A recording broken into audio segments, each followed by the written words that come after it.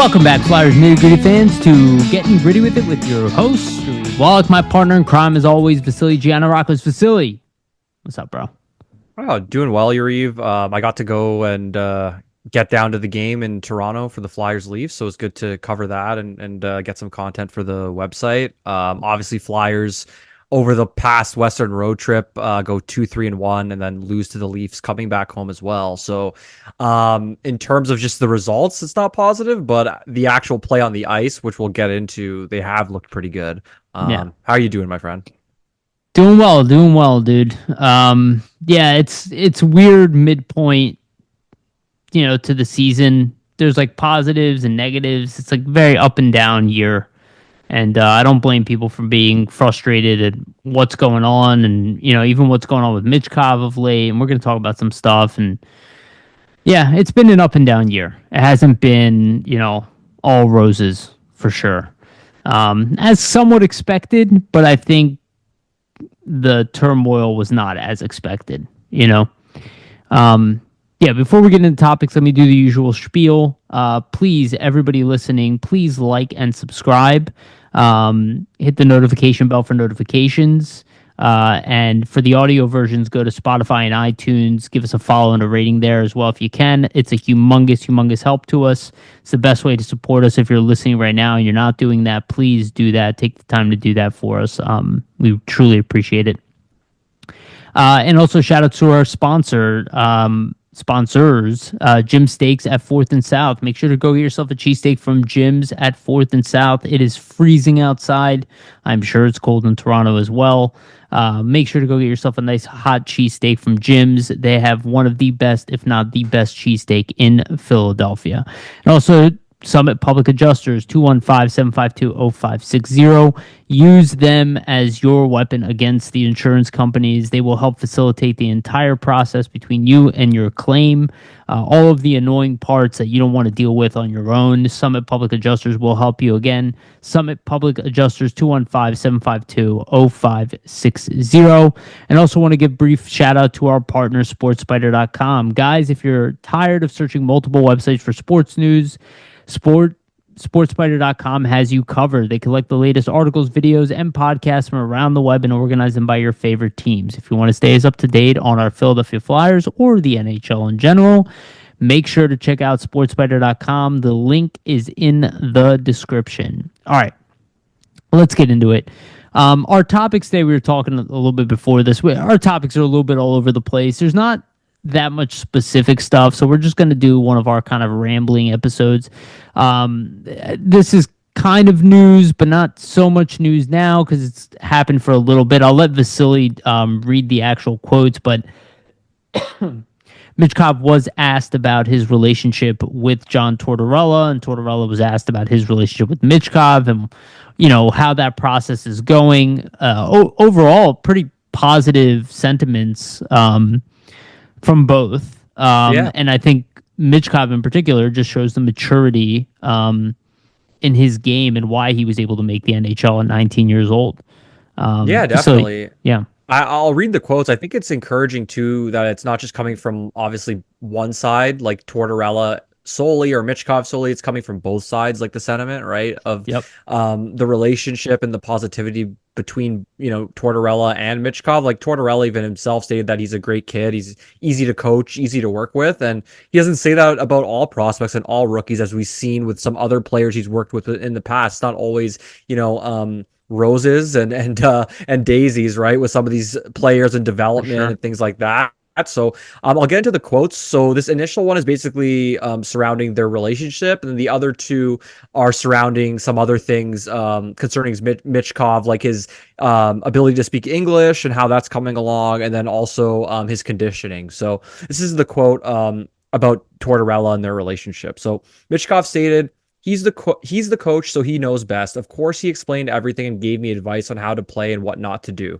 Tortorella is very experienced, and there's a lot I can learn from him. I try to listen to everything he says and follow all his instructions. For now, we communicate only through an interpreter. I can understand him, but I can't respond yet, said Michkov. For me, the most important quality in a person is honesty, and John Tortorella is a very honest person with everyone. If something is on his mind, he says it. People like that are highly valued in my encirclement. So what's your thoughts just on that and that quote in general, Yariv? Yeah, I mean, I love it. It seems two sides of it, right? Part of it seems like, hey, I'm giving you a political answer. He comes from that type of environment. If you watch the way he even talked about like Rottenberg, it was always positive, and Rottenberg was positive about him, in the public. But I do think in this case, I do think it's genuine. And I like that he approached about, how he can learn, because that's the thing when a guy comes in with that much talent. You worry, and Russian players in particular have a history in the NHL of kind of coming in with big egos, like Alexander Semin, if people remember him. He was kind of like talking smack on Sidney Crosby, like not understanding what was so great about him, And it's like, yeah, all the talent in the world, but didn't have that work ethic to go with it, right? Exactly. If you can't tell what makes Sidney Crosby great and you're a hockey player, like you're being kind of arrogant. It doesn't feel like Michkov has any of that. Never heard him say anything about anybody outside of, praise and respect. And I think it's a really good sign. And I think John's being pretty forthcoming. And I don't think Tortorella is being harsh with him either. He's being fair. Yeah, I think it's good to hear that he's open, because while I love the elements of Michkov's game in the offensive department, I would love for him to improve his defensive side. I don't think, like John said it himself, and we'll go through that too. But it might not ever be an elite guy, but to get better at defense, even where like a guy like TK, we saw that with TK in his mid-20s, how he improved his defense, right? Guys who were kind of always counted out. Like I would love the intensity and the stick checking and all that to come with Michkov's game, because it will manifest into more offense. Yeah, definitely. I think for sure that it's encouraging to see, Michkov mention all of that. I think the interesting part is actually the last aspect of it, where he says the most important quality for me is honesty, right? So it kind of just shows that the way Tortorella goes about his business, the way he addresses the team, like Michkov is kind of all for that, and about, addressing issues in that manner, right? Like, why not be forthcoming about something that you think about another individual, whether it's about their, on ice play or something they might be doing in terms of like coverages. Obviously, Tortorella is quick to let you know. So I think that's a great thing. And it just shows that Michkov is receptive to that style, right? Like if Tortorella is going to go up to him and point this out, he's receptive to that, would rather him come to him directly and be honest about it. So I think overall it's a great sign just to see that the relationship, has been a positive one so far. And I think to your point, like just the way Michkov's firstly handled the scratching that happened earlier this year, also some of the benchings, you can tell he's a coachable kid, because if he wasn't, I don't think we would see him back in the lineup after those instances, especially if he handled it the wrong way, right? Yeah, and I don't know if you we didn't talk about this prior, but I don't know if you got to check out a little bit of the Mike Richards interview with Nasty Knuckles. It was really insightful. Richie knows what he's talking about for sure. Right. Obviously a fantastic two-way player in his time. But, he talked about the age of the young guys, and it shows how important it is to get Michkov over here. I know we get like caught up in the Calder race and all, but we're really thinking beyond this year when it comes to Michkov, learning to play with structure, right? Like Michkov, just being able to kind of implement that structure into his game at a young age, even if it's not perfect right now.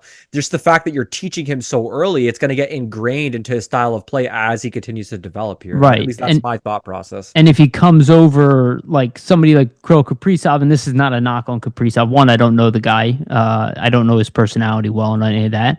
And he obviously adjusted to the NHL very well. But, having him come over at 25 years old, he was kind of like a pretty mature player already when he came over. Almost a finished product. Right. Michkov, we got still in his prospect tenure, right? And that's where guys are more receptive to guys like Tortorella. Because let's be honest, we know this. Tortorella will not be here forever, right? He won't be here. He might not be here beyond the tenure of his contract. And at that point, they'll be bringing a new coach, and the team will be in a different state in a couple of years from now, right? So it's also got to think about like, this is kind of the time to build a lot of those annoying things that like, maybe veteran players have already learned, and it's kind of like back to basics stuff, but stuff that, we talk about this all the time. It is fundamental to winning a championship, because a lot of the elite teams, they have the talent, but they also play a much more refined games And the teams that do not and have the elite talent, that is noticeable. You notice they don't make it past the second round. I always use the Sixers as an example in Philly here for basketball, and that's the thing that drives me nuts about them is the way they lose in the playoffs a lot of times is really stupid. Like they make like bad calls like on the floor. They make stupid mistakes, and every professional sport is about shooting for perfection. Understanding you will never get there, but the idea is that you need to play as perfect of a game as possible. So I think it's great that Michkov is receptive to that because he has so many more gears above what he's shown us already, in my opinion. I think that we're in the infancy of his effectiveness at the NHL, especially, and they didn't mention this in the quote, but like the conditioning element, the being physically fit element, like I think that's something Celebrini has over Michkov. Celebrini came in kind of like similar to Luchenko, right? And it shows he was an 18-year-old player, made the NHL. And a guy like Luchenko, right? Like those guys have an element and an understanding of their body and the process as far as the body, right? And the amount of games played and everything that I think Michkov still needs to learn.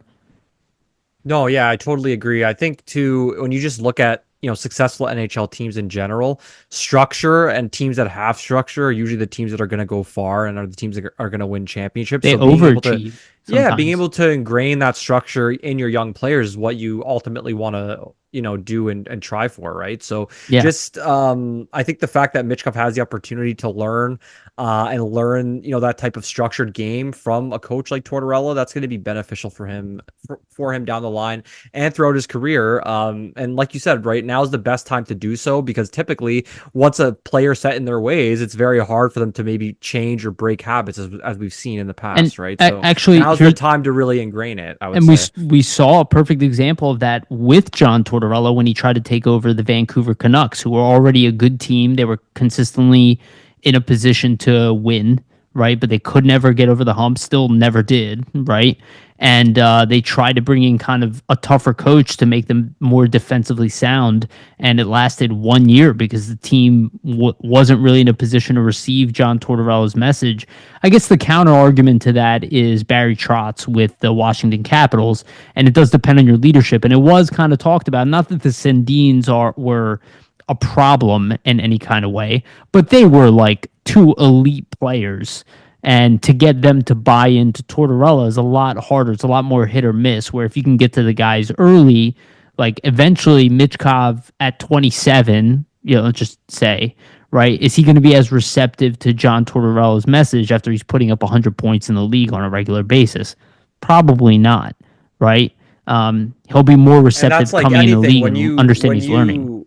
Receive that, that's like anything, right? Like when you get to that sort of level, it's hard to take outside criticism when you're already having so much success and think that it's trying to help you. Like people will typically think like, oh, like somebody's just trying to bring me down. And realistically, like Tortorella's not trying to bring his players down. He's pointing certain things out because he's trying to help them grow and become better, right? It's not tearing them down for the sake of tearing them down. It's tearing them down to point something out that they can do better and then build them up as a better player. So and we've talked about this too, is Tortorella's criticisms are usually not wrong. He's not 100%. He's very blunt and he's very blunt about it, but when he says something publicly, it's usually pretty accurate. And the players that he's called out publicly, pretty much all of that has manifested, and we talked about guys who have struggled in their overall game when they left Tortorella continuously, right? Because they wouldn't buy into what he was saying. And it's almost like he feels like he has no choice but to go public. He has not done that, really, here in Philly. With any player, the closest thing to that is Frost, but he hasn't really thrown Frost under the bus. Frost or Hayes, I would say. Those are the two guys that maybe were the closest. Yeah, but he did speak highly of Hayes' character. But if you look at Kevin Hayes' game since he left here, it has never rebounded. Like he is not killing it in any. He's essentially a fourth line player at this point. Right. He never got back to where he was when we signed him. So there are points. He's not 100%. But, a lot of the times when he's saying something to you, it's pretty accurate. So it's good that Michkov has that. Did you want me to hit on the conditioning quote as well? Yeah. Since I mentioned it, definitely. Cool. So essentially, this was Michkov's statement just on like the rigors of the NHL schedule, the conditioning. And this Hmm. is all from a media outlet called RG, by the way. So shout outs to them for Yeah, that. we should have given them credit. Yeah. Yeah, so NHL games happen almost every day. Honestly, it's tough to prepare myself mentally for each game. Michkov said in an exclusive interview with RG, I need to learn how to ensure I have the energy to play at 100% every game. NHL rinks are smaller, the pace is faster, and decisions need to be made more quickly. I'm still adjusting to this. This is my first NHL season. Some moments are challenging for me, but I need to work on making every game as good as the one against the Kings or even better. Yeah. And we mentioned that, right? We talked about this what, an episode ago? How difficult it is to show up at work every day with the same level of energy and Yeah, enthusiasm. exactly. And how, it's not a coincidence that veteran players are capable of doing that much better than young Well, players. when It's you're something used you to the learn. rigors, when you're used to the rigors of it, how to prepare your body, and not even just your body, but how do you prepare yourself Your mentally? mind. Yeah. Yeah, like for dealing with that grind of knowing, okay, there's just another game coming, and you still have Right. to produce and perform. That's really tough on an individual, especially somebody who's 19 years old, just coming into the league, not to mention the language barrier too, and not really being able to understand English. Like, I think that even adds a whole different element to it as well. Yeah. And I think we even see that progression in guys like Brink and Forrester already. After their rookie year, you look at the way they handled like the lack of scoring, I guess in Forrester's case, the lack of defense in Brink's case. They're mentally they're in such a different place, and we'll talk about that line. We'll talk about line combinations in general, but obviously that line has been incredibly consistent. A guy like Noah Cates came in, and not only was he struggling because he was dealing with an injury, but he lost his spot to an 18-year-old rookie, right, who wasn't even NHL ready and was out of the lineup, and he just mentally just kept staying in it. And look where Cates is today.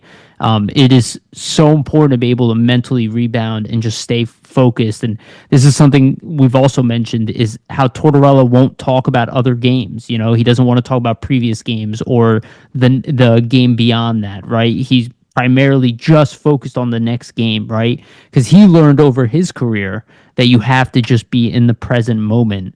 And it's really hard to do that. And you got to figure with Michkov, like what's going on in his life. He's still far away from home. He's still, adjusting to American living. He still doesn't know the language that well, right? There's a lot of stuff to kind of bring you down.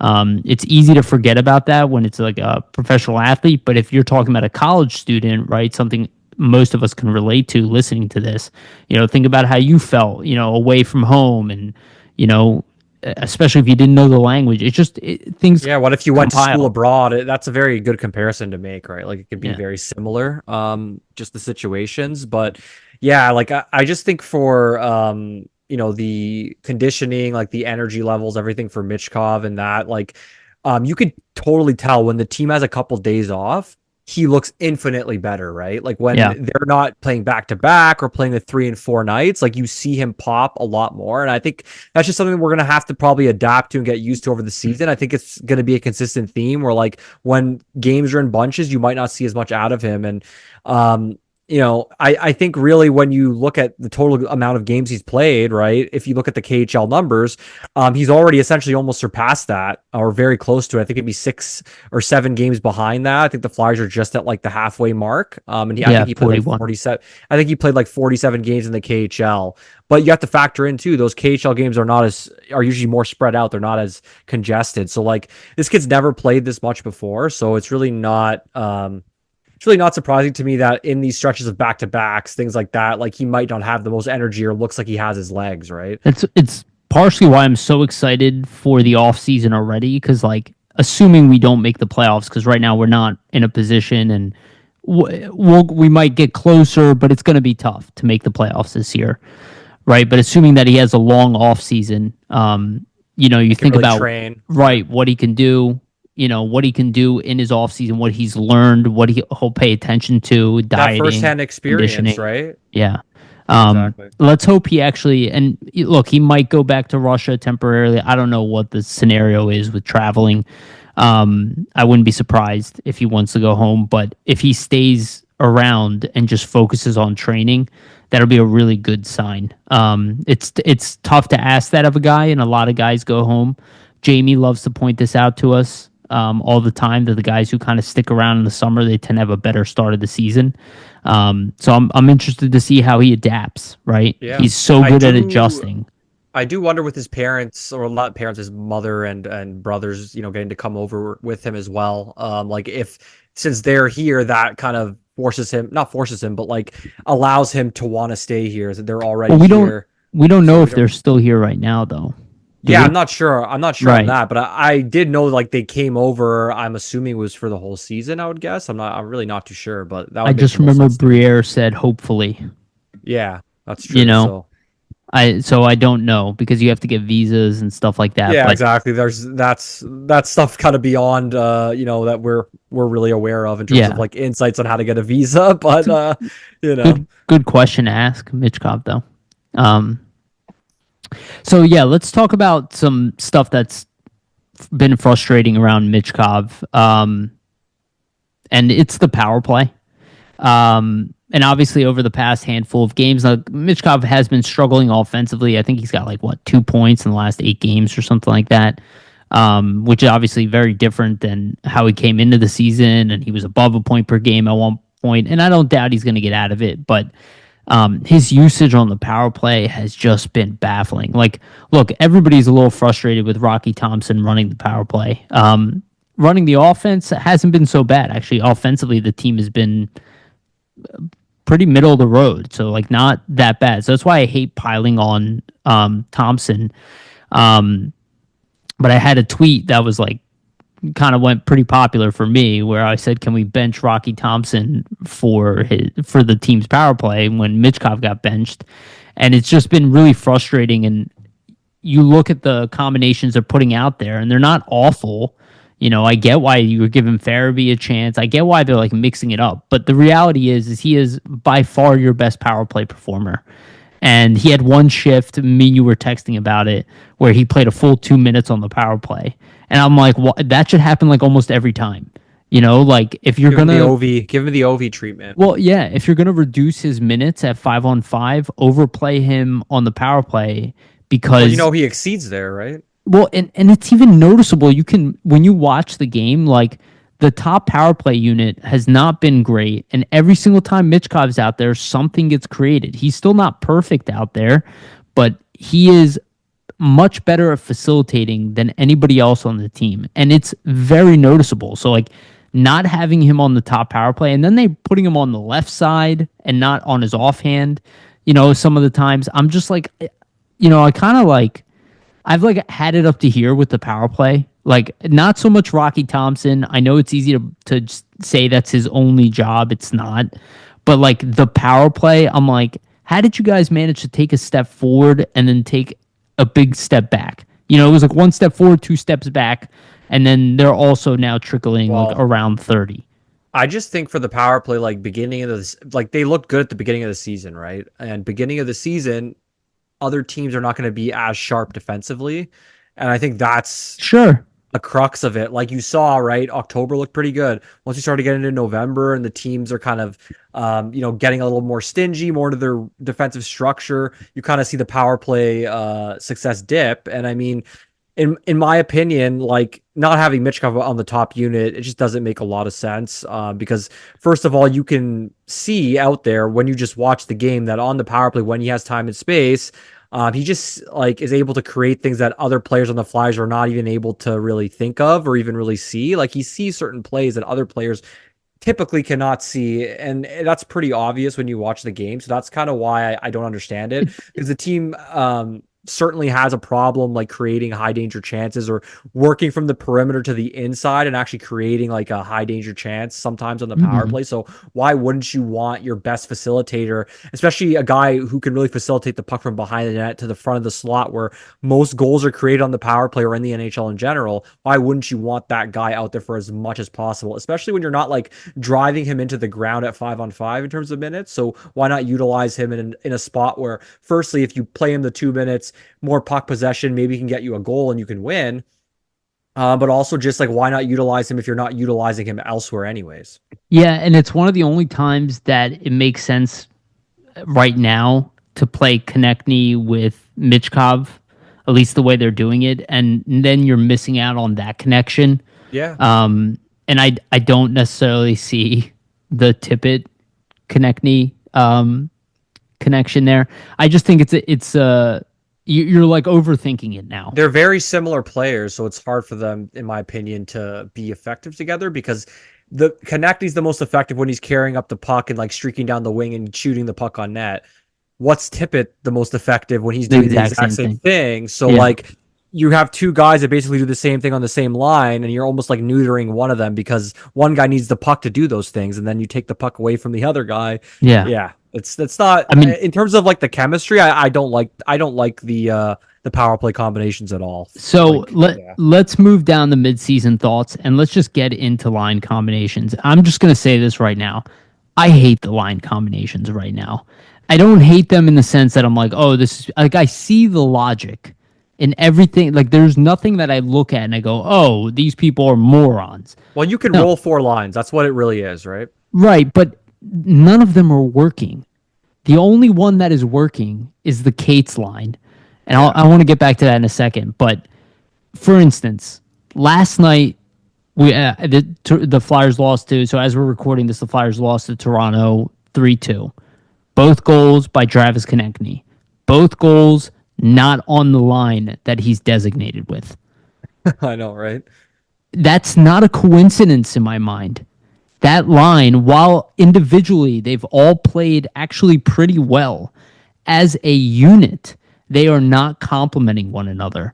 I get the thought behind it. All three of them are fast. Paling, TK, and Tippett. They speed up the ice together. Paling is good defensively, right? Even if he's not amazing facilitating, you figure you can offset it with the fact that you have TK and Tippett out there just firing pucks. But it's also not working. So, and they've gone with this consistently. And I feel like, and this is my next point, that a lot of it kind of hinges around the fact they do not want to break up the Cates line. You might not agree with me on this, but I think it is time to break that line up. And here's my reason why, or that line, because that is your third line in the lineup. If you are married to your third line and not allowing your other lines for new combinations that'll work, and they're not working right now, because of the third line, you are making a mistake, in my opinion. And I even had the thought of putting Cates, Brink, and Farabee together. Like I had a feeling it would work, and it is working.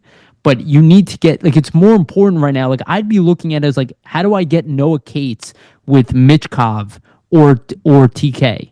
Like that's where my head would be going. Is like, okay, I can move Bobby Brink around, I can move Tyson Forrester around. Like these guys are playing well. Let's see if they can distribute that to other players. And I don't mean in game. I'm talking about going into the game with new lines because Tortorella does juggle stuff up mid game. And I get everybody loves it. It works. Like let's make sure that line continues to work. But I look at the way like you look at the setup that Cates had for TK in that game. Like, don't you want that regularly? Like, especially when he's playing that way, because you want TK scoring, because he is the driver of your offense. You have three guys on your team that are really the cornerstone of your offense right now, and it's Tippett, TK, and Michkov. And I guess you can kind of include Forrester in that, right? But like Forrester, maybe he'll work with Couturier, which like why have they stopped experimenting there? Because I don't see the lines manifesting. I don't see the Lawton. I don't think Frost and Michkov works, and I don't think it's ever worked. I've been in the minority for that for a while, but I never wanted to see them play together. I like not there. That's like one of my lower points, and I've kind of said that from the beginning. And the way Frost has been playing, it also like makes me double down on that. All right, I said a lot there, but let me. I want you to react to it, so I don't just talk everybody's heads off. Yeah, I just think, I mean, for the Cates, Brink, Forster, like the easy reason why they don't break the lineup is because it's their best line at this point. I totally get your points, but the coaching staff's thought process, we have one line that's going, how can we break this lineup? If we break them up, then we're just gonna have four lines that are not going. And I think their thought process is, oh, okay, keep this line together. We don't really have a bona fide top line. We kind of just roll four lines and see what happens. And I would probably say that their thought process too is that, okay, they've played really well this last stretch, So, it's fine if they can keep the lines together. Eventually it's going to click and it's going to work. But I just think with this lineup, like they don't have the ability to close games. And I think it's pretty evident that like, sure, they're producing some offense, they're scoring some goals, but when they need that goal or when they need that extra like push, like it's just not coming. And that Kate's Brink Forrester line, like I don't think that's a line you can put out there in crunch time when the game's on the line to get you that goal that you're gonna need, right? Like, But you can put Kate's out there when you need that, or one of them. You know what that's. I'm sorry to cut you not off, all but three of them, yeah. right, it's like the line works. You'd be an idiot. And last night they looked good again. Like they do look good. But I kind of go back to this whole thing where like there used to be this like thought process where you kind of marry two players together, right? And it's great if that line works and at least two lines or at least one of the other lines are working. But when none of the other lines are working, like it's just one line is working and you're married to that, that's starting to get to me because I'm like, take advantage of how Noah Cates is playing. I would honestly do like Kate's Forrester Konechny, Sure, and kind of see sure, if that does give it a something. shot. Like Yeah. that, I completely agree. Like Bobby Brink is playing well. Why not see if you put him with somebody else? Put him back with Farabee. I would try to put him and Michkov together, maybe. I mean, I know they kind of play the same side, but Yeah. yeah. I mean, they obviously don't have a problem putting Michkov on the left side on the power play where it doesn't make sense, but I just think like where the team is in their record, I think the experimentation with the lineups need to continue and you can't get too married to this Cates Well, line there's because no results realistically. right, I kind of want exactly. to get into the road trip a little bit. Like, this Sure. is the theme based off like, when I was in the locker room talking to some of the players, talking to some of the coaches, the constant theme is that, we're not really getting results, we're not really getting points, but we're playing really well, we're playing really well. And I think there's a certain point that you can keep touting that and keep touting that, but firstly, the players are eventually going to get frustrated and they're going to have a stinker here. It's just going to be inevitable if Because of they the don't. confidence thing. Of Yeah, because course. they need to win a game here at some point. Like getting 1 point on a road loss, the Leafs in OT, like OT You loss, like that. outplayed them in both That's games. that's not doing much for your confidence though, because you're saying we're sticking to the system, but it's not obviously working tangibly and showing any results. And you can say whatever you want, like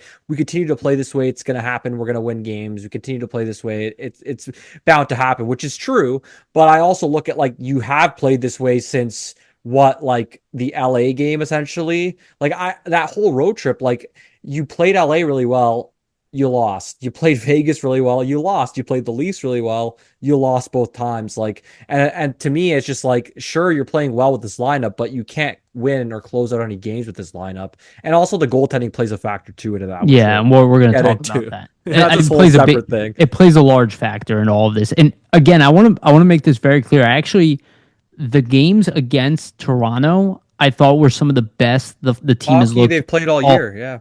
Yeah, especially the last game they lost. I thought they deserved to win They both just can't games. score really, and that, I think, to be Right. honest, So then that, I'm looking at the top line going like why are we continuing this top line which is not producing at all? yeah, yeah, no, it's totally fair, right? Because you look at that last game and you think you outchanced the Leafs, like I think it was 31 to, I think maybe 33 to 21. I got a tweet. Let me pull it up and get the actual fucking Yeah. the actual stat here. But yeah, so they outchanced the Leafs 33-21 yesterday. They outshot the Leafs 32-17. Like that's the best team in the Atlantic Division. You significantly outplayed them. But you just can't find, the goal scoring prowess to get the win. And I think that, to your point, could come back to, hey, maybe there is a better combination that could get you that goal that you need. But yeah, that's my thought. I have a feeling they are going to change the line soon. I think they're going to break up that third line. I think you don't really have a choice because they're the confident ones right now, and you need to try to spread that around. You Maybe put cannot. each of them on one line and see Well, if they can get other guys going, right? yeah, Like, exactly. Like try it. What's the worst comes to worst? You put them back together. you're losing anyway, so Right. does it Yeah. really, you know, doesn't really But a matter. guy like Noah Cates, like the way he's playing right now, like I think it's a travesty not to put him with Konechny. No pun intended. Well, Like, my thing with that too is we haven't seen it yet this season, and I do recall when they were playing together a few seasons ago, they did look really good. So why not give it a shot? I mean, at this point, like I said, you're losing nonetheless. So Or go back to the Forrester Couturier TK line, which worked really well. Why is he not going back to these combinations and take advantage? Like Forrester, the way he's playing right now, I think he'll play well with anybody. oh Same with yeah, Brink. Like he's they're confident. right. Definitely. And even to your point, like look at the last two games, and to anybody saying that, oh, he's not confident in Couturier's ability to produce offense. Look at that setup that Couturier made, just the other night to Konechny, and then look at the setup he made to Lawton on the road for that goal. He's like involved on two big goals there, so I just don't see it. I do not think, and this is actually a topic that we had, I do not think he is maximizing Coots either. I get that Coots is not playing amazing. A lot of the guys are not. It's like half the lineup is not playing amazing. He still got 2 points in the last two games. Like, yeah, I mean, well, But you're not, like, Coots has never been a Morgan Frost type, right? No, exactly. But he's always played with dynamic players and complemented them very well. And I feel like the fact if that line was producing with Paling, and it worked, I think, for a game in the beginning when he did it, if that was producing, I'd be like, okay, it's working. Okay, I can't say anything. But, like, none of it is working. Farabee's not scoring. Coots is not scoring. Paling's not scoring. Tippett's not scoring at even strength. TK really scoring with other guys. Yeah, Michkov is not scoring. Like, you got to change it up. You can't. There's too many guys. Too many guys that aren't contributing, right? Exactly. I think it's time to change up the lines. Time to break up the third line. And people might be against it. I don't care. We're in a rebuild. This is a rebuild. We are not here. We do not have everything figured out. Even our defensive pairings, and we've talked about this before. Like why is York not on the power play? I still do not understand it. I will say I'm not actually opposed to Ristolainen on the top there. Like he's not he's playing well, so it's good to take advantage of it. No, but I just think like him actually as a power play guy, like a second unit guy, he's not bad at it. I just don't understand like Cam York's the young player in the situation you're trying to develop into potentially being in that role long term, so why not give him the reps? It's not like you're developing Ristolainen and like he's already a finished product at this stage, right? That's what I don't get. Like it's not a hate on Ristolainen because I think he's decent at it. Like he actually gets pucks through. He's pretty quick with the decision making. Like he has a big slap shot, so I understand it. I just don't get like if you're trying to develop and this is a rebuild, why don't you play the young guy that hypothetically should be in that position for years to come? Right? Yeah. Like I'm not gonna shit on the PK one because they did so well last season, and I think it's doing better right now. But the power play is just so easy to ride on with the lack of success, Yeah. And when I don't see Michkov on the power play, and I'm like the team needs a goal and he's not out there. My head, and especially last night, he was playing really well. He probably should have walked away last night with a goal and an assist. Like Tippett missed that wide open net at the end of the game, right? And it's that was that's a tough one for sure. And again, that's a perfect setup. It is what it is. But my point is, he was also playing well, and it's like you didn't ride the hot hand on the power play there, like where. Well, I mean. Ultimately, you got to think about this, right? So if you look at, this past game they lost, I think the game that they lost on Sunday, the Flyers were 0 for 3 on the power play. And then last night, what were they on the power play? 0 for 2. They were 0 for 4 on the power play. 0 for 4. So 0 for 7 combined. You lose by 1 goal both times. I asked Tortorella after the game, I said, going 0 for 3, is that frustrating the team? Like, just do you think that you could have capitalized there and won? He didn't really give me any answer. Like, what do you expect the guy to say after that? He kind of just said, hey, we're going to keep working at it, which I guess they have been working at it. I don't know. But like, if you're looking at those two games and saying, hey, like, did the Flyers lose because their power play cannot capitalize? Pretty much. Yeah. Like they outplayed the Leafs in both times. They went 0 for 7 combined both games. If they get one power play goal in each game, who knows how it goes, but like that pretty much shot them in the foot there, I would say. Yeah, if they're operating at 20%, which is not even a great percentage anymore, they probably come up. And you can say that about the whole season. And when they were scoring on the power play, at least their offense, at that point, the defense this has been a theme all year. Is like they don't have anything going. We brought in one cylinder, like at all cylinders at one time. Right? No, it has not been happening this year at all, and I think that is their biggest detriment. And let's talk about the goaltending a little bit because we kind of brought it up, and then we can just give our mid-season thoughts at the end of it overall. Man, the goaltending has been bad. It's hard to deny. There have been some highlights. Some of it can be, attributed to injury in Erson's case. He also has not been amazing since coming back. But he's been better than the Russians. So. Right. Fedotov, I thought, had pretty admirable performances. I don't think he was particularly great. I think I thought he played better in the first game against Toronto. But he still kind of looked average. Again, like they needed saves. They didn't get them. And that's been the theme of the season is like, look, they don't need to come out and be lights out. But the reality is there's not a single goaltender in this organization that has above 900 save percentage. Not one. That includes the minors. That means both teams are suffering from this problem. And look, it's kind of a reality. We rushed Golosov. It's Fedotov's first year in the NHL. Erson's dealing with injuries. You got Cal Peterson in the minors. Nakaniemi has not played. He's long-term injury. Hurt, yeah. Yeah, it's just like, it's okay, it's fine. We're rebuilding. It's not the end of the world, right? But if we were a competitive team right now, this would be sinking the team, yeah. 100%. Like it is already, but yes. Yeah, to a large degree, like the if they had lack just of average success. Let's just say, right, like if you just gave the Flyers a goaltender, I don't know who it is, any goaltender in the league, and they consistently on every single game. Hill. Yeah, whatever, just anybody. Let's say they consistently put up a 900 save percentage. That would be like 30 save percentage points better than any goalie in the whole organization. How many more games would they have won if they just had that 900 save percentage to rely on, which they don't, unfortunately. Erson was their closest because he was looking all right in certain starts. There was a stretch where he was pretty bad as well, but at least with him, we've seen him be consistent for a stretch before.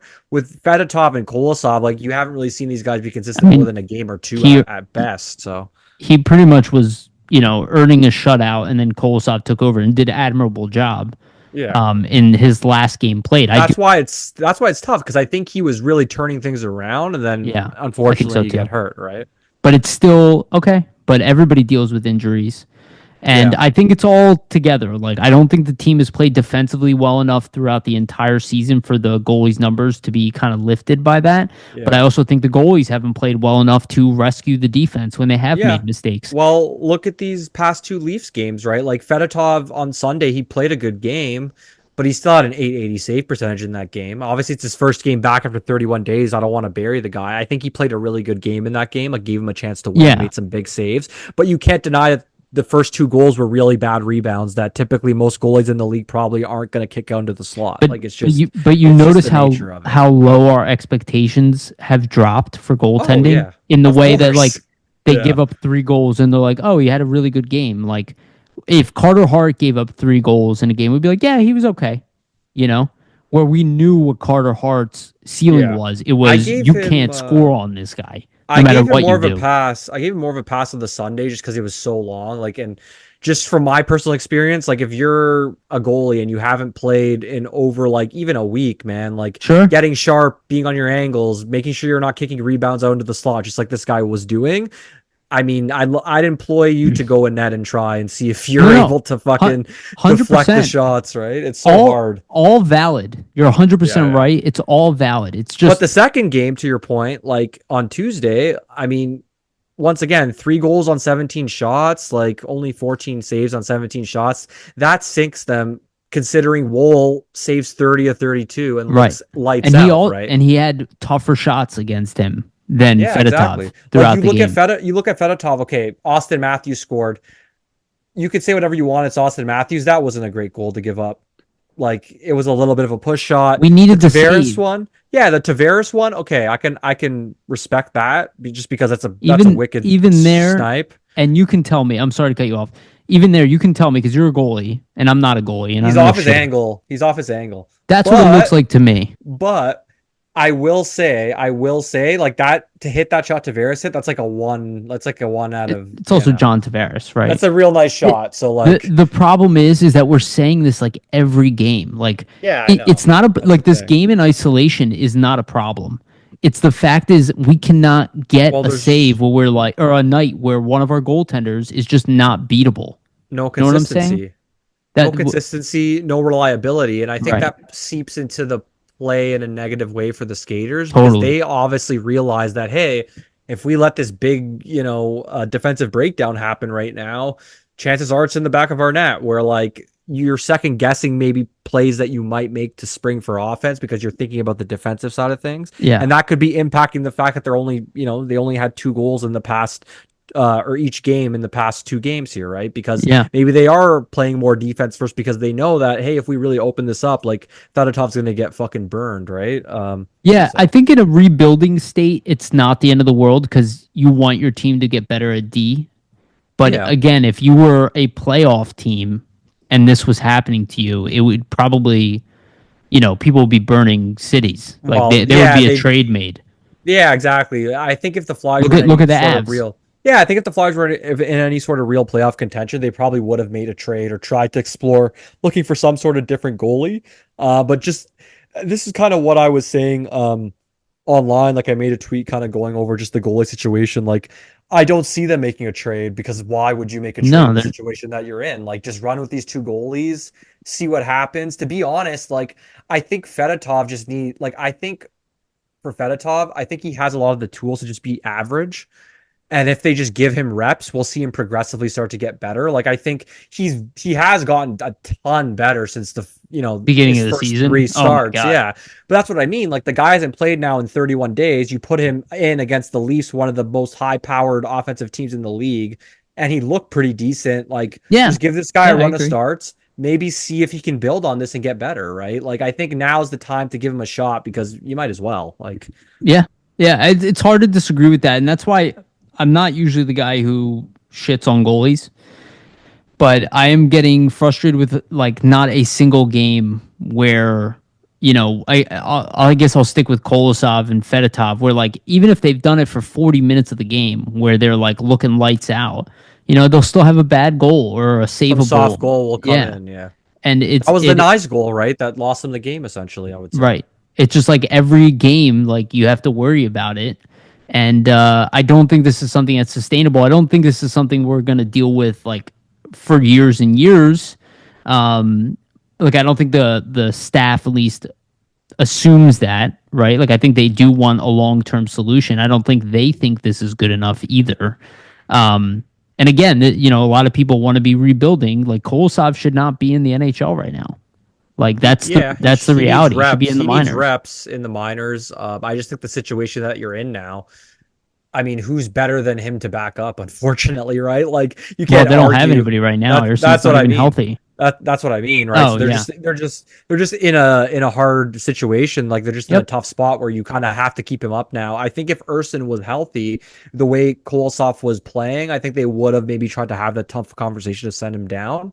But now you can't even do it if you wanted to, Yeah, unfortunately. and we talked about the trickle down effect of losing Carter Hart a while ago and how tough that was. I think we were Well, he was hoping a that top Fed. 10 goalie in the league. Take a top Yes. 10 goalie in the league off any team and see how what they're gonna be like after that. Like And I was thinking about how many people when Erson started playing well last year started talking about trading Carter Hart.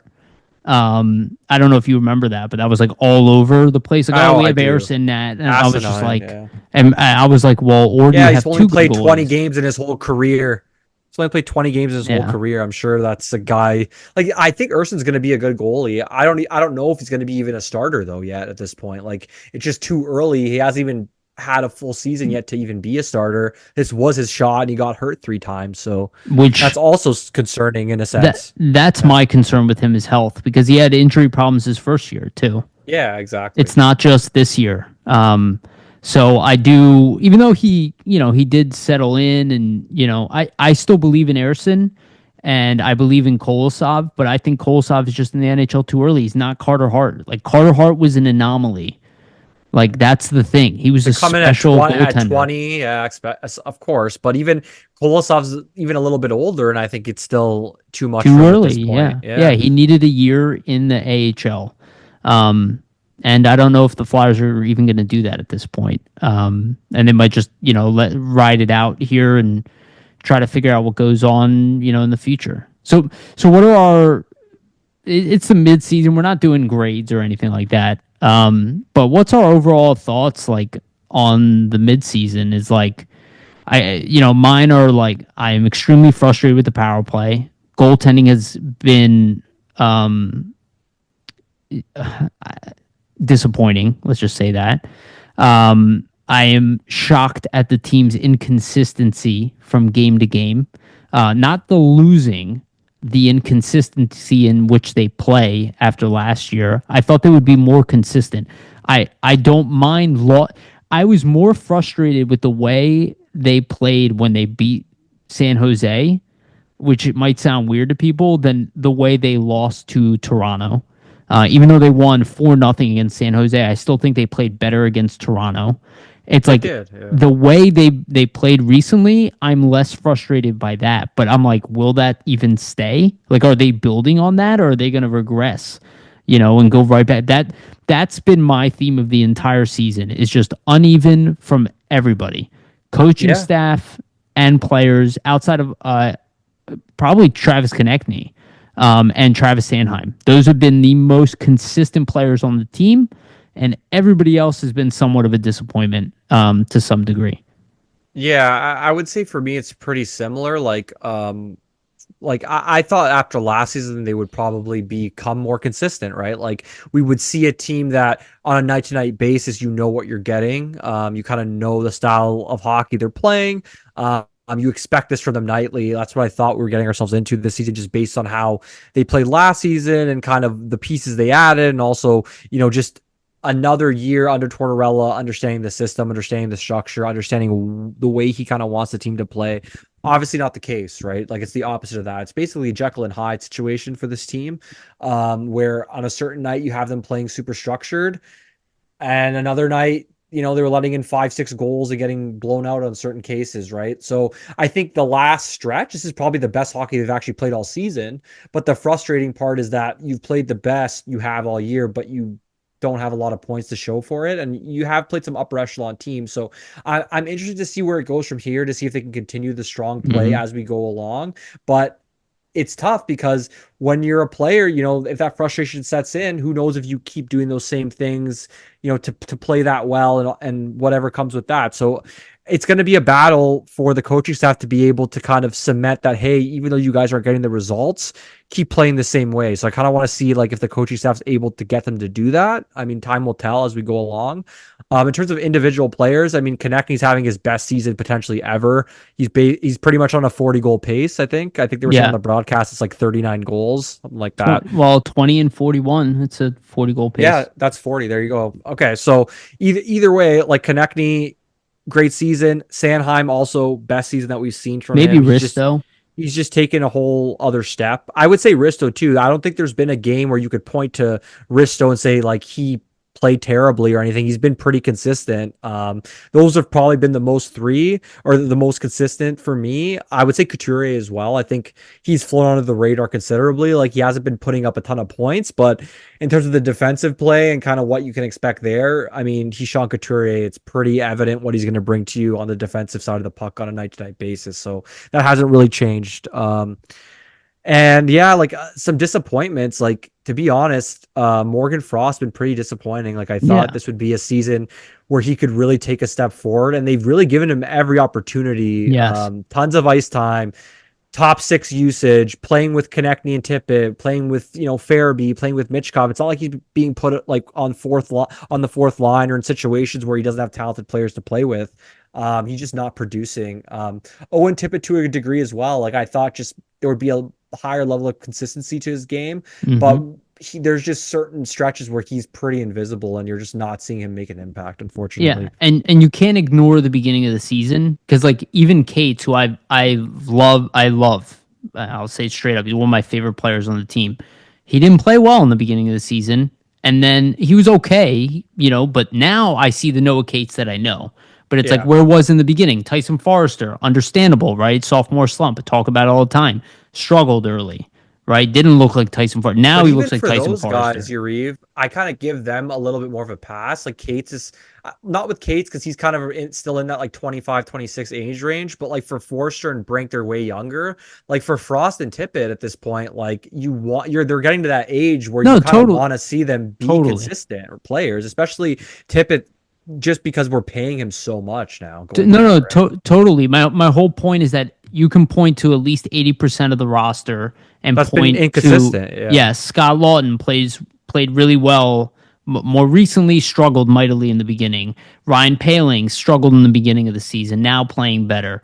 Hathaway has been good but less effective than last season.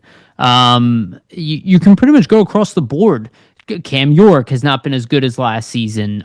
Drysdale's kind of, that one's different because he missed so much time last year, and I think he is getting better.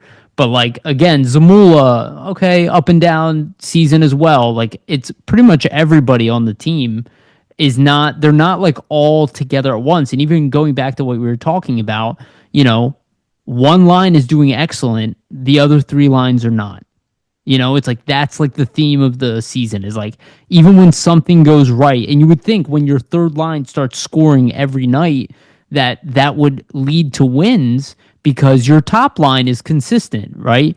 But that's why I want to break it up because I'm like it doesn't matter that one line is doing well. I was Well, like I don't care that one line is doing it's not going to well. contribute to any Right. wins, right? You need more of a consistent effort from the majority of your offense versus just three guys. So Yeah, it's one thing if your top line is killing it and they're scoring every night because they're playing the best players on the opposition. But Cates and Brink and Forrester are not.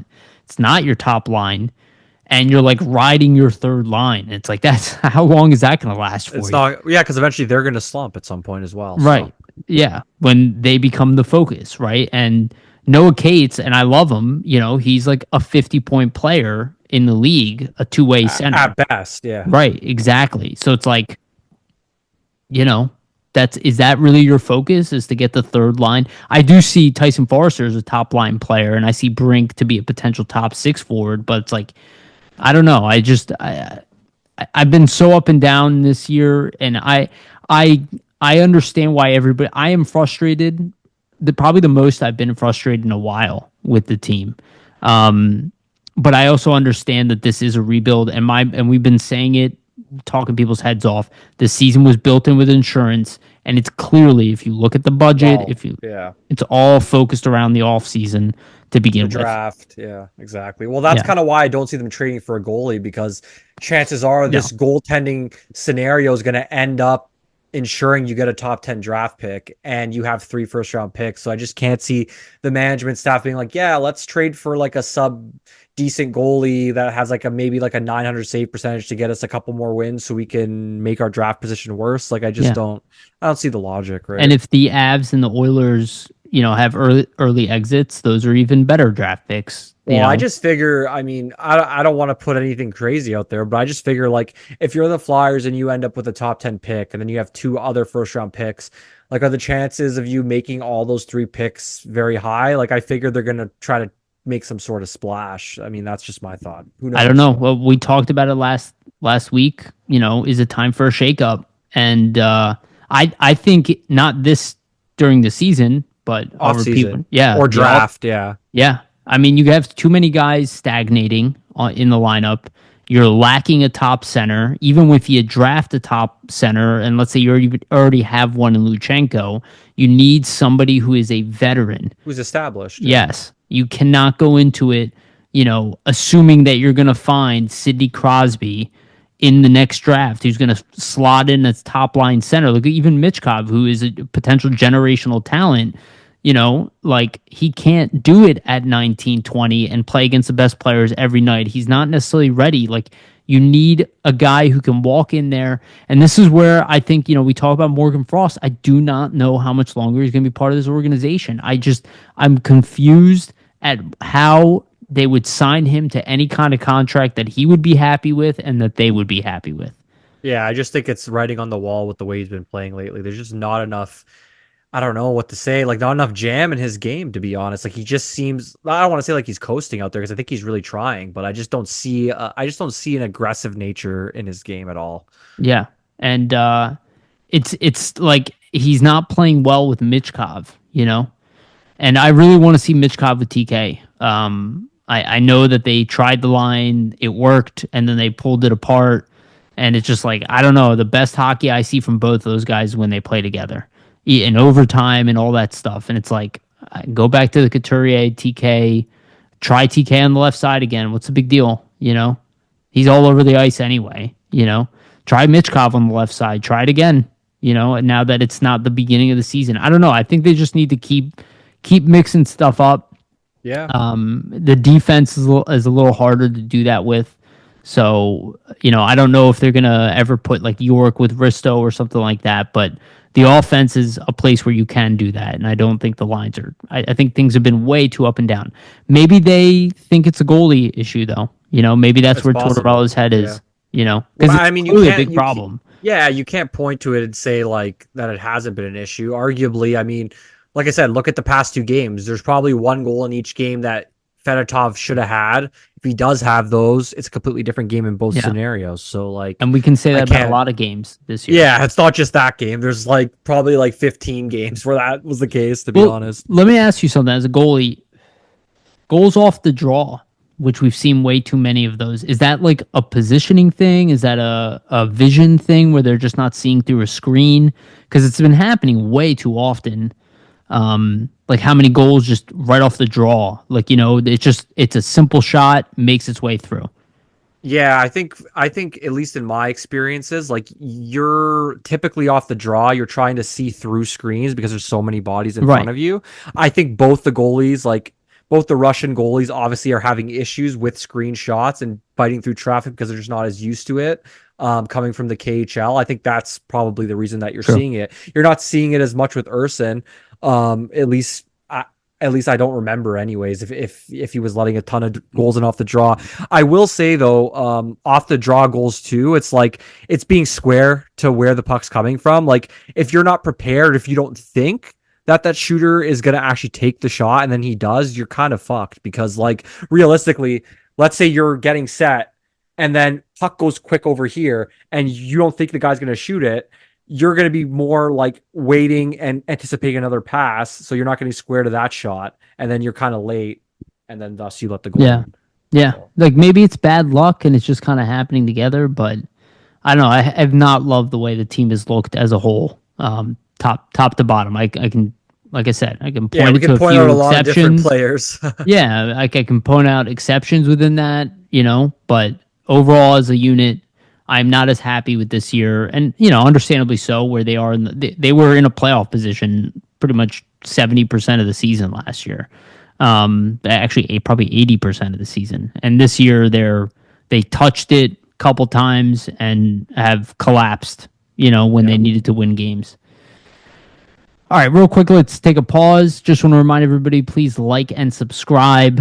Follow us and hit the notification bell for notifications as well on YouTube here to get notified on when we release these episodes. Hit the bell. Jeez, I'm all over the place. Sorry. For the audio version, go to Spotify and iTunes. Give us a follow and a rating there as well. That is the best way to support our podcast. All right, let's get into some fun stuff and let's talk about trade rumors. You sent me a pretty cool article here from the Bleacher Report. Big name that's been going around. There's been some turmoil in Vancouver between JT Miller and Elias Peterson. I'll be honest, I don't pay attention too much to that stuff because a lot of times nothing actually manifests from it. However, the Bleacher Report landed Joe Yerdon, who's pretty big for Bleacher. He posted an article, 6 trade landing spots for Elias Pettersson. He named the New York Rangers, which they probably need a trade. They've collapsed. The Buffalo Sabres, they're at the bottom of the division, which is crazy, the Rangers. The Carolina Hurricanes, which makes sense. The Dallas Stars, which, yeah, as if they need more superstar talent. The San Jose Sharks, which I think would be kind of weird. Yeah, you think so? I think it'd be a weird one. No, I just think it makes sense because like they have so many assets, like they can make the trade. Fair enough. And the Philadelphia Flyers is last on the list there. Look, Peterson would be kind of exactly what we need to some degree. Would he mix with Tortorella? I don't know. Maybe. I think there's a chance. I don't know what kind of return they'd be looking for Peterson. I imagine it's a lot. And of course. I don't know what we'd have to give up in that trade, because it would have to include NHL level talent, right? And it would have to include additional assets. We do not have a 1-for-1 swap. Like, we don't have anything even close to that. Well, my thought is, like, trading Konechny. Yeah, if you're trading Pedersen, I would assume they want another center back, but we don't have any centers to really give them. Like, Frost would be a throw-in. That's what I mean. Like, if they need just a center, but I mean in the sense that, like, you know, if you're trading for Pedersen, I really don't know what the pronunciation is. Whatever. Pedersen. Yeah. Okay. Either way, if you're trading for Pedersen, probably they're going to want Lutsenko, right? Like, that just right. And we're not going to probably trade Lutsenko. Yeah, I would assume so. I don't know if that ends things, but my guess is they're going to want Lutsenko, maybe Cam York in there as well. Like a first round pick, which is a lot to give up, but you get your first line center. So yeah. I don't know. I don't know what the Flyers would consider. Would they move Cam York? It would create another big hole in the lineup. So, but I guess the value would be right. Yeah, I think the thought would be, like, if you move York, does Andre step into that role, or maybe next year or something? I don't know if that would be their thought process. Or do they draft somebody? Yeah, exactly. Right, that too. Yeah. Or you have Bonk coming up. You have to understand, like, there's certain guys that they have internally that maybe could fill a role like that, but it remains to be seen if they can. Like, we've seen Cam York effectively be on a top pair for almost 2 seasons now and look pretty good. So you'd be subtracting potential, number 2 guy, but you're also filling a need at center. So it's a tough trade. But, like, if you're going to make a trade of this type of ilk for any good player, you're not just going to, you're going to have to give up something of value. You can't just give up peanuts. So. Yeah. What if it's Forrester and York? Forrester and York? Just, like, straight up? Let's say they add one of their second round picks. I would do it. Yeah. Forrester, York in a second. No brainer. Yeah. Man, I'd be super. Yeah. Yeah. I guess you'd have to believe that Peterson, if the Flyers believe that Peterson is their guy. Yeah. Yeah. Like, if they're my thing is just like, you can like Forster all you want. I think he's going to be a really, really good player. I think he has potential to be a top line winger. I don't know if, like, his skill set and I don't think that what he's going to bring you is going to ever outvalue what Peterson might bring you, in my opinion. So if you have the chance to do something like that, you'd have to make the trade. I just think they'd want even more. I think they'd want Forster, York, and a first rounder, to be honest.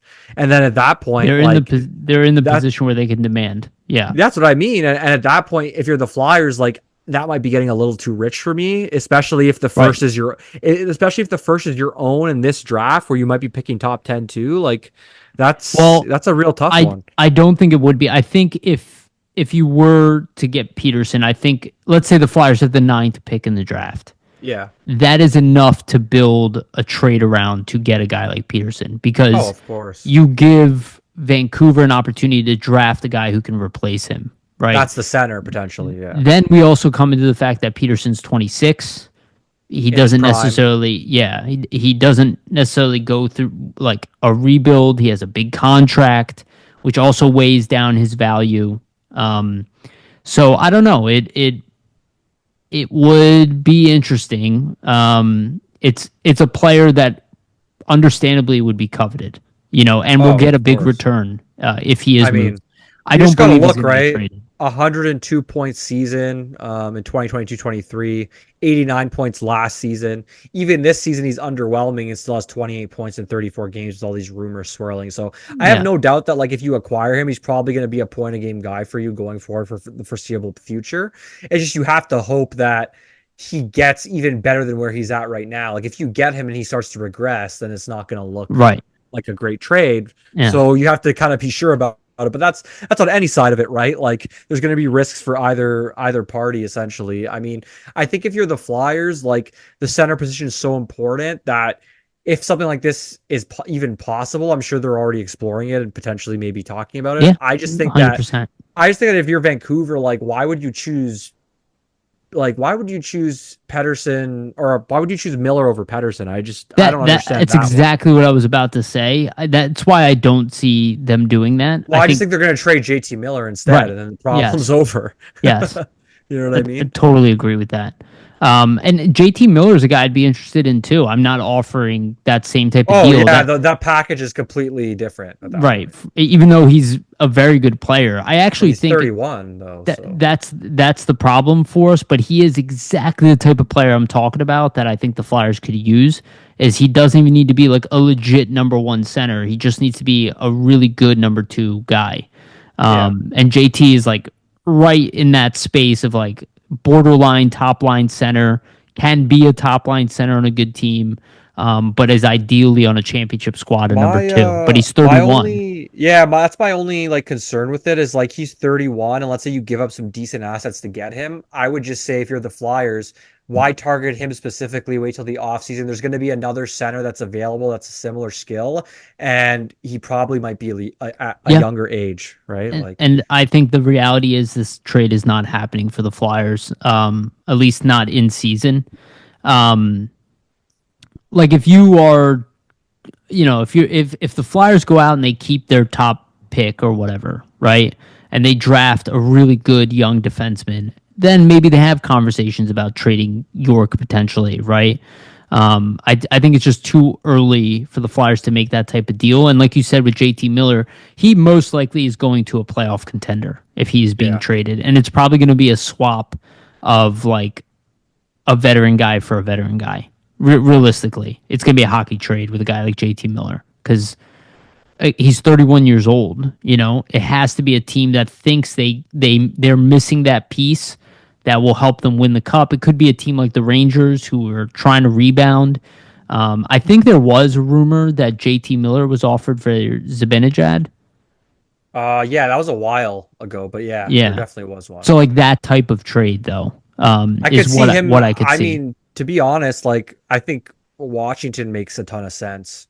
I I'd don't know love what to. they would trade I'd be. for him, but I'd be interested to get Zibanejad out of New York. To be honest yeah, with you. I just don't think they'll ever trade him to the No. Flyers in In division. division, no. Yeah, no. But No. I think like for Miller, like a team like Washington, I think would make a lot of sense because they're kind of like a bit older roster. This is probably like their last kind of push maybe towards trying to Yeah. win. So Yeah. maybe why not? Yeah. A team like the Devils have the assets to do it. Even Dallas. Like, Vegas is always oh involved in yeah, exactly. everything. Vegas, Dallas, pretty much any decent team that might be in the mix. Like, Maybe the Avs. They try to go strength down the middle since they already have a ridiculous center in McKinnon, and what's his name in number two?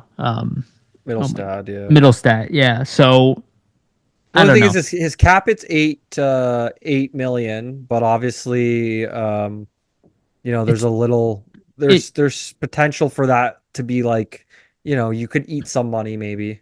Yeah. It really sucks that we're not in these conversations.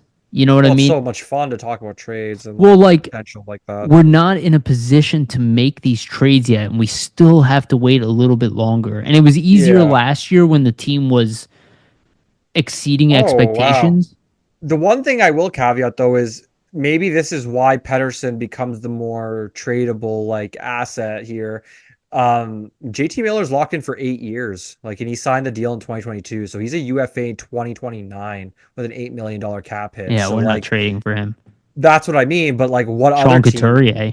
what other team is trading for that contract as well? Like I like that's what I think. I think it's pretty easy to look at his career and how he plays and expect that there's going to be a drop off at some point. Yeah. Maybe that's why like the Canucks are kind of in a rock and a hard place where they're like, well, we can't trade Miller because nobody will trade for this contract.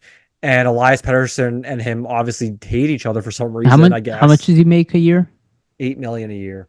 Okay, well the salary's not bad for him, but it's a long salary. It's a long contract. That's the thing, right? So that's kind of I think Well, where it becomes tough. let me ask you if it's a swap, Sean Couturier for JT Miller.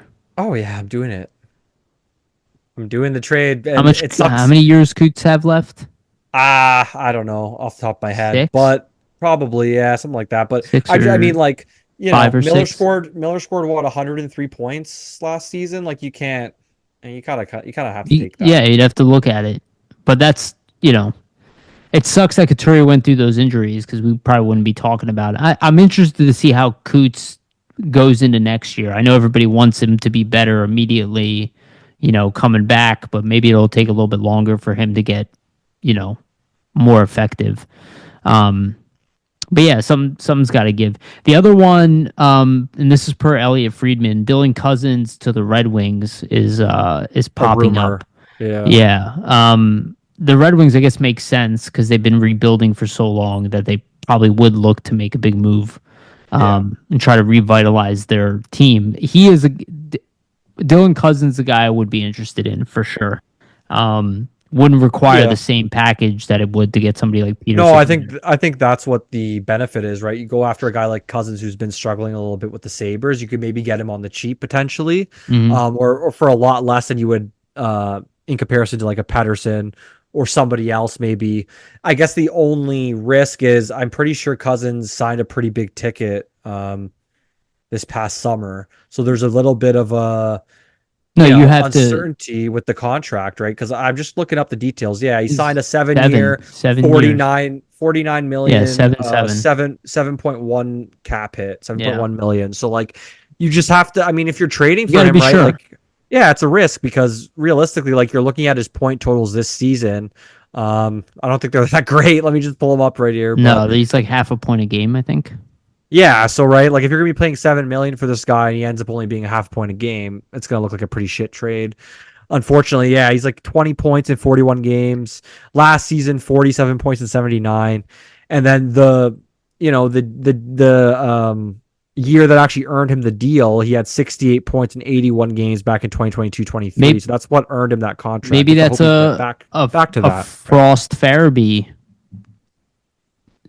type of trade. I know that their value is low, but so is his. He's got a big cap hit. Farabee's got a smaller cap hit.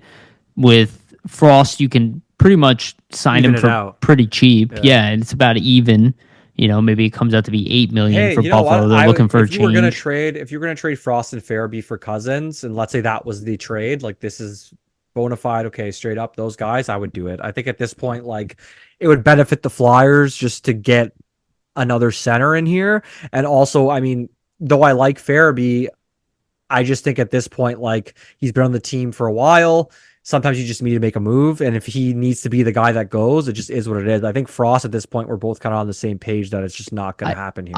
I honestly would not be surprised if Frost does not make it past the trade deadline Yeah, I could totally see it. on this team, and that they trade him for like a draft pick. I just don't. I can't see a contract. I could 100% be wrong, but like what is he going to ask for, and what are we willing to give him? We're not going to give him long term.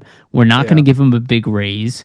I don't think he can demand a raise anywhere. Maybe he's just happy where he is and he'll take a bridge deal. It's Yep. possible. But I don't know how excited the Flyers would be about. Again, I don't think they can bring back this exact same roster next year. I don't think they can do it. I don't think they're going to be able to get away I with think it. you just got to think that there's stagnation this season. You bring back the same roster again next season. I just think Right. there's a risk of stagnating even further with just going And with the status quo and here. this is still an entertainment business, and you need to continue to fill the building. It doesn't mean you have to go out and make something stupid, but you Yeah. have to do something to revitalize people. You had Michkov this offseason to ride. You're not going to have that next offseason. Now, maybe you get a top 10 pick and that guy is close to NHL ready and that's enough.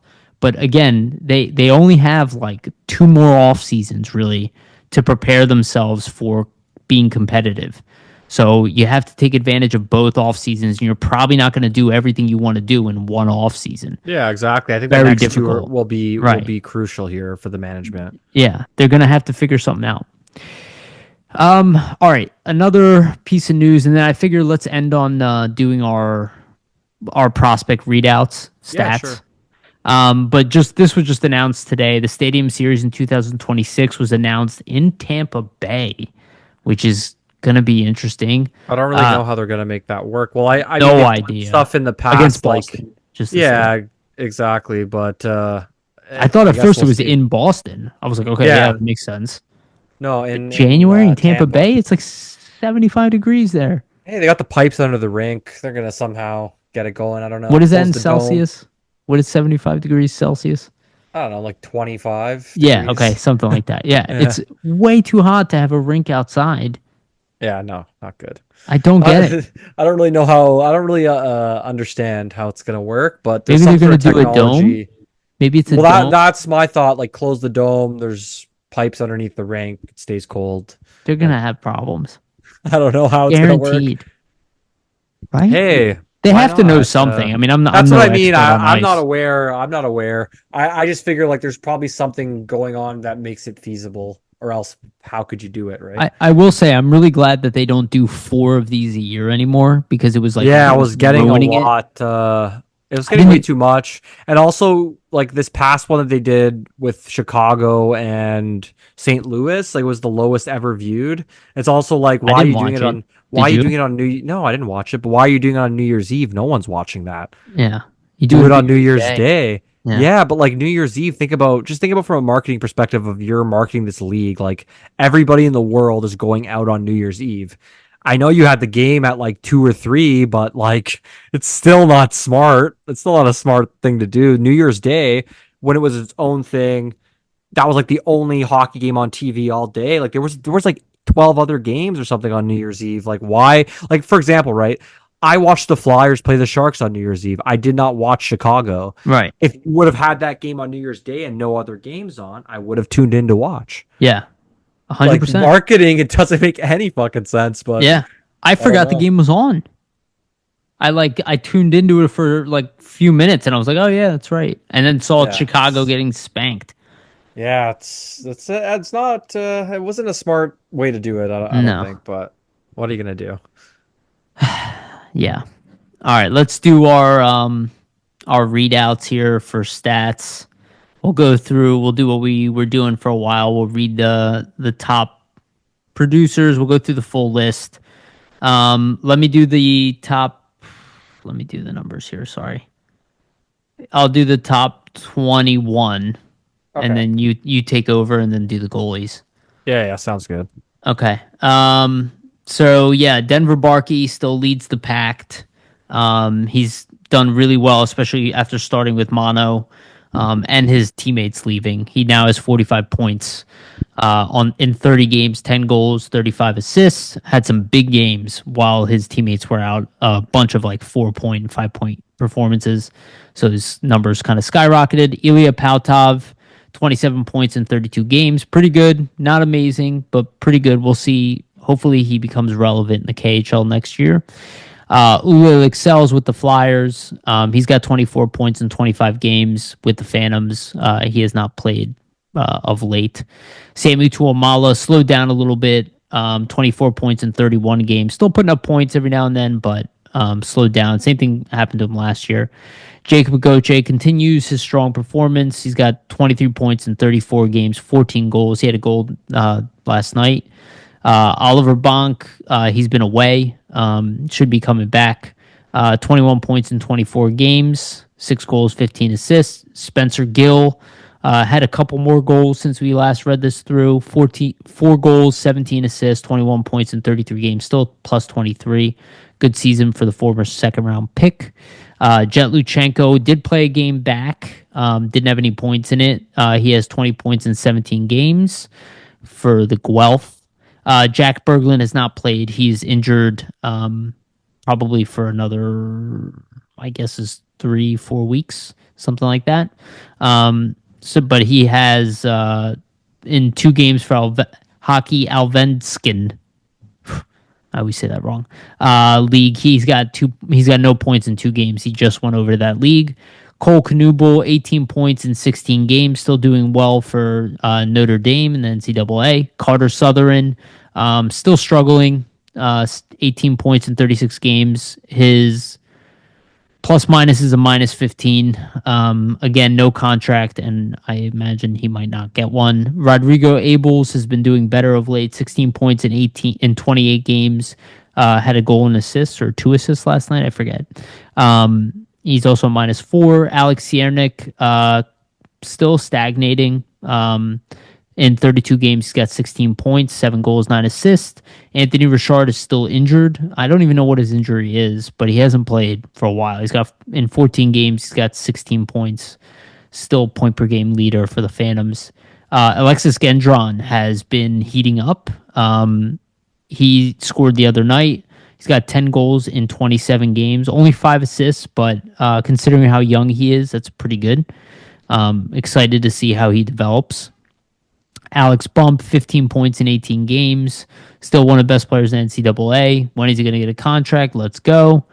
Oscar Eklund, 4 goals, 11 assists, 15 points in 33 games for the Phantoms. Rhett Gardner, 4 goals, 10 assists in 14 games. In 34 games, he's got 14 points. Ben Gleason, he's having a pretty good season, 10 assists in 18 games for the Phantoms, 14 points in 25 games overall. In the AHL, Helge Grans, his production has gone way up since his time with the Flyers. 4 goals, 9 assists, 13 points in 29 games. He had like 3 points in 20 games at one point. So he's doing much better in the second half offensively. And last one, Zayd Wisdom, who had another assist the other night. He started off with like no points in the first 20 games. He now has 13 points in 30 games, which means he probably has like 13 points over the last 15 games or something like that. So Zayd Wisdom is making a resurgence. I am excited about that. Yeah, he's been heating up, so that's great to see. Yep. Yeah, so next up, Owen McLaughlin, 13 points in 19 games for University of North Dakota. He's been doing pretty well. After him, we have Austin Moline, who's in the USHL right now. He has 13 points in 28 games. Then we have Ethan Sampson, who's been putting together a pretty nice season for the Phantoms as well. He's got 12 points in 32 games, and he's looked pretty decent. So interested to kind of see where his development continues to go. Heike Ruohonen, he actually was, in the World Juniors there, looking pretty good. So he lost in the finals. Yeah, exactly. Lost in the finals. Obviously, the U.S. beats Finland, but he had a really good showing for Finland. Was he top center? I don't know if he was top center, but he was getting like top 6 usage for sure. Yeah. And then he has 12 points in 19 games in the USHL right now. Hunter McDonald, 12 points in 34 games. He's been a +5, been pretty good defensively for them. Mateo Mann, who's in the QMJHL, 10 points in 28 games. We have J.R. Avon, who's got 10 points in 30 games for the Phantoms. And then we have Louis Belpedio with 10 points in 31 games for the Phantoms as well. Santeri Solku with 9 points in 7 games for the Mestis. I'm assuming he's injured. Denoyer has really just continued to kind of fall off the map here, right? Like 9 points in 29 games. He did score last night. Yeah, so that's encouraging, but I just mean in total, right? Like we were expecting, I think, a lot more from him after that rookie season. Yeah, which is crazy. Devin Kaplan, 7 points in 15 games for Boston University, the NCAA. Massimo Rizzo, 7 points in 20 games for the Phantoms here. He's been heating up. I've been paying attention. He has, I think, 5 points in his last 5 games. All right, well, that's encouraging. Something like that. That's pretty Maybe good. 5 and then 6. Yeah, we have Powell, 5 points in 17 games in the NCAA at Ohio State University. Emil Andre's got 5 points in 9 games. He scored last night too. Yeah, he scored a goal. I did see that as well. Adam Yinning, 4 points in 34 games. I believe he's had a pretty underwhelming season for the Phantoms, unfortunately. Yeah. And then Ryan McPherson, 2 points in 7 games for University of New Hampshire in the NCAA. And Ty Murchison has 1 point in 18 games for Arizona State University. Now to the goalies. We have Igor Zavragin, who in total, 13-8 record in the KHL this season, 923 save percentage, 2.44 goals against average. With SKA specifically, he's 10-5. Has a 915 save percentage and a 252 goals against average. So he's continuing to have a really, really strong season in his rookie year, essentially in the KHL, which is pretty impressive for his age at this point. Carson Bjarnason, unfortunately, we didn't get to see him start at all in the World Juniors. So it sucks we never got to kind of see him on that stage, but he has been having a really good season with Brandon. 913 save percentage, 290 goals against average, and an 8-6-2 record. And then lastly, here we have Cal Peterson, 9-10-2 record with the Phantoms, 882 save percentage, 329 goals against average in 21 games played.